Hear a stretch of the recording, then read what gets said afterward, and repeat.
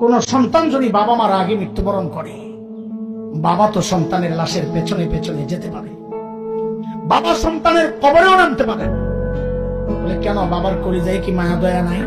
আচ্ছা, বাবাও চিৎকার করে করে কান্না করবে, কিন্তু বাবাকে আল্লাহ ওই শক্তি সামর্থ্য মনোবল দিয়েছেন, বাবা সন্তানকে দাফন করে শোয়া কান্না করতে করতে উপরে উঠতে পারবেন, ওই শক্তি আল্লাহ বাবা দিয়েছেন।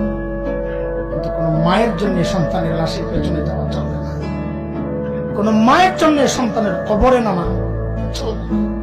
কেন, দুনিয়ায় এমন কোন মা নাই যে সন্তানকে দাফন করার জন্য কবরে নেমে সন্তানকে শোয়া দিয়া ওই মা আবার সুস্থ অবস্থায় উপরে উঠবেন, এমন কোন মা নাই।